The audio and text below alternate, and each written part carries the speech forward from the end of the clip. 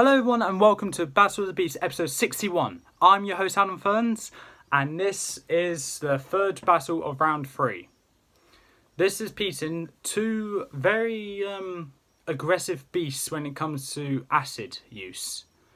Both in their battles and in their books. Krestor the Crushing Terror of Series 7 and Lustor the Acid Darts of Series 10. Krestor is obviously the larger beast out of them. Not really serpentine, but is more serpentine than Lustor. I don't even need to check the Bible for these height sizes so far this series. Krestor is the largest out of them, I know that. If Krestor loses, it won't really matter because there's still four more beasts of Series 7 left. And if Lustor loses, then there'll just be Noctilla left. And to see Noctilla's opponent. Noctilla is next in this battle, and I just saw his opponent, and I'm going to have a hard time with that fight. Anyway, in round 1, Krestor was the Slayer of Stealth, and in round 2, Krestor was the Slayer of...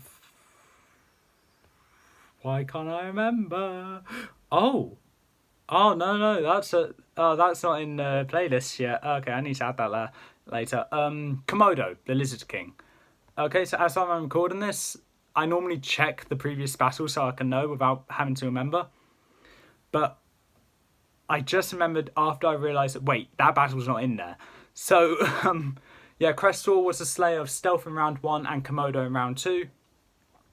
And Lustor, being the last beast to fight in both rounds, now being the third in this round, the third set anyway, beaten Shamani in round 1 and Tauron in round 2.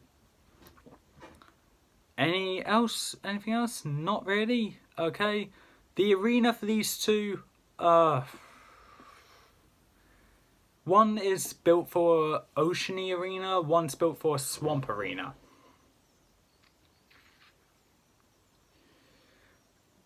I'm probably going to say Krestor is actually built for a swamp arena because I just realised, why would there be an acid spurter in the ocean? So yeah, for the arena, as I think it'll be fair, it's going to be a marshy, swampy area. Lustor's home territory. Krestor's new to this, but should be adjusted to it, so I think it'll be fine.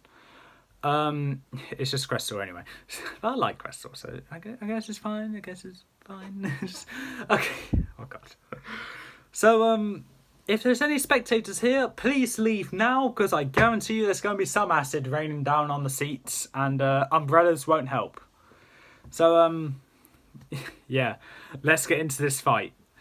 As both beasts exit from their chambers, Krestor just charges out, going as fast as he can, going straight for the middle of the arena, diving into the water of the marsh or swamp, and swims to the centre, completely out of sight. He can see above the water, but no one can see under the water. Lustor marches out and starts making his way towards the centre. Because Lustor can swim actually. It's based off a toad. So Lustor makes his way towards the centre as well. Doesn't see Krestor swimming. Okay, I'm going to guess the marsh is really deep down, so really deep water. So Krestor is swimming very deep down. Lustor's just making his way towards the centre, onto the little island in the centre. He fails to notice that Krestor is lurking underneath Lustor, and he sneaks up behind Lustor. As Lustor starts making his way onto the middle, Krestor sticks his head out, grabs Lustor by the leg, and just pulls him back down. Using one of his claw gill things, he grabs Lustor by the chest, digs his claws into him, and just pulls him deeper down. Now, toads aren't actually made for deep water, whatever Krestor's based off is.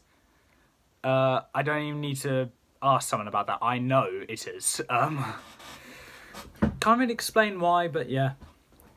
Lustor sticks out his tongue and just whips it directly into Krestor's back, not really affecting him because he's acid resistant.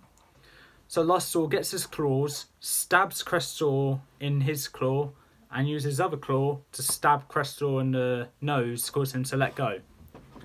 Lustor, as quick as he can, swims back to the surface to get out from being sunk, being killed underwater. Gets onto the island, and what's that? Okay, and just builds up acid in his throat and shoots up into the sky. As it's raining acid, Lustor is immune to it. Krestor pokes his head up to be greeted by a ton of acid. It hits Krestor, but doesn't seem to affect him.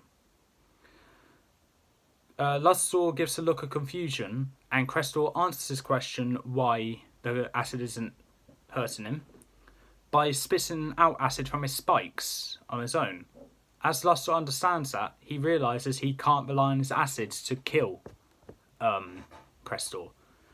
However, as Lustor was mesmerised, Krestor uses his head and just swings it, hitting Lustor completely, knocking him from the centre of the arena straight into the wall of the arena.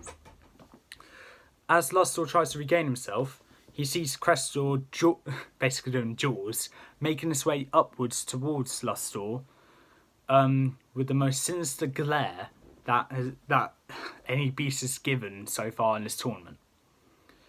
He jumps for the lard ass he is, Lustor. He jumps up and lands on Krestor's head, digging his course directly into Krestor's back.